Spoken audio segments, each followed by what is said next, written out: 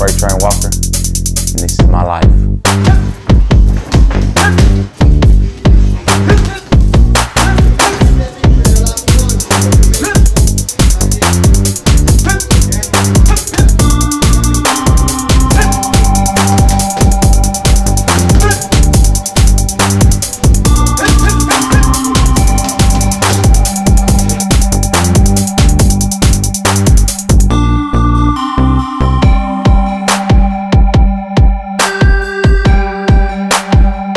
I've been boxing roughly 8 years now. I started training back in 2009, 2010. Got in a little trouble. Kind of got my head right. A buddy of mine, BJ Harlan, he got with the gym and started training. Like, hey man, come check me out. And I went in there and I'm watching these guys, fight, train, get ready for fights or whatever. And I'm like, man, I can whoop them dudes. Because I had a background in wrestling, little street fighting, not much, but enough to know what I was doing. I started training, had my first fight, I think about 3 months into training, I took that first fight. And the people I was with, I thought, was good people. Got me up, got me ready. Went there, trained. I think I won MMA fight in like 45 seconds. 45 minutes, somewhere around in there. I was like, yeah, I'm unstoppable, I can't be stopped. Then I fought again the following week and got put in the arm bar. I'm like, maybe I need to second guess this. Then fought again the following week after that and gassed out. And I learned, I was like, that's the last thing I want to do, is gas out in a fight. And since then, training, working myself up to be the best fighter I can be. And God with now, my coach, Ty Pilgrim, we've plateaued. We've been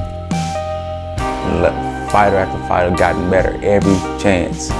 And I fought 10-man tournament back in, I believe it was April. And it was this guy's world champ that I've beaten. And it wasn't just a close fight. I actually beat the crap out of this guy. And he, I was proud of myself. When I beat him, I just knew I was one that a lot of fighters are gonna be looking at, to try to come and take my crown. I got started hooligans boxing when I was in Fort Gibson, Oklahoma. And then they moved over here to Muskogee, Oklahoma. I think they was here for about 2-3 years. And then kind of went downhill from there and they closed down. Then I found another gym, Thunder Muay Thai. At the time, I believe it was called Fight Science Center. A buddy of mine, Trey Penland, he come over there. I was looking for a gym at the time. I seen him running. And I'm like, man, where you training at? Because I didn't know nothing about Fight Science Center at the time. And he was like, yeah, man, come over. Ty Pilgrim's the coach. And we went over there and Ty opened the doors with open hands, gave me a free bag, free gloves, free mitts, free shin pads, free headgear. And the man's been loyal to me ever since. And we've done good things together. He even got me with my boxing coach, Mo Brown. He kind of put us together. Well, we knew each other from before, from hooligans. And then we started working together, at Fight Science Center. And just me, Ty, and Mo, we've done good things together.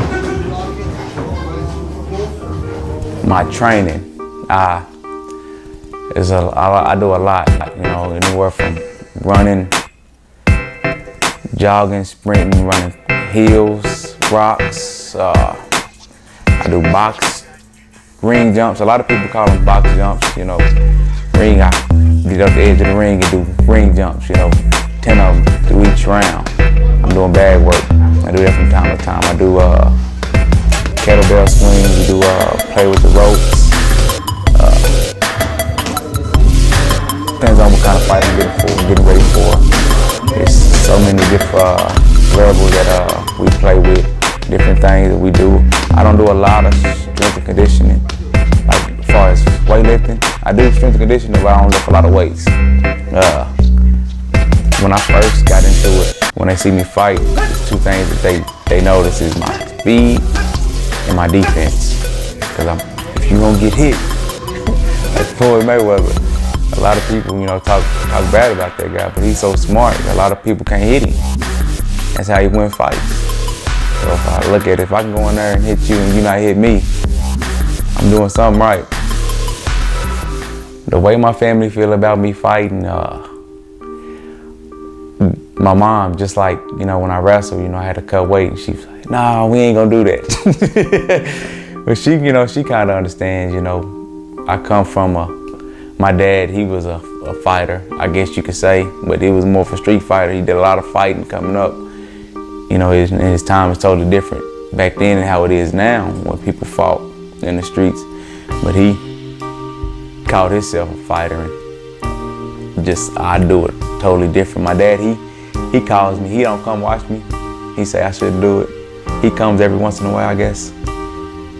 But he tell me I shouldn't do it, but he'll still be like, you need to start doing this and start doing that, kind of give me pointers. Then he'll be like, I don't even know why I'm telling you this. My old lady, Monica, it's one of them things like, she's there for me, she wants to see me, happy, and she supports I guess you could say my hobby, but she don't like it, We got 2 kids together, and she always asks me, what if this happens, or what if this happens, and what if this happens? I tell her, like, it's one of them things, I love this sport, and I love doing what I do, but as long as I train myself to not get in that bad position, maybe I'll be all right. And my sisters, man, they love it. My sisters and my brothers and my cousins, they all for it, they there to support me. I got a big fan base, a lot of people come out, support, follow me, and they enjoy what I do.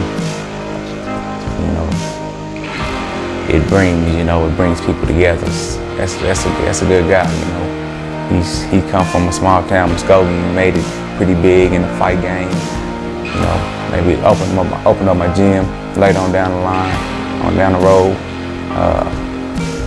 Give my son, my kids something to look forward to. Not have to necessarily work. Maybe if I can get big enough in the game, but. I always wanted to be the headline of some fight like Glory. Be the headliner of that. That'd be pretty cool. Be the world champ of Glory kickboxing. Or maybe make it to the UFC one day and be the headliner, world champion of the UFC.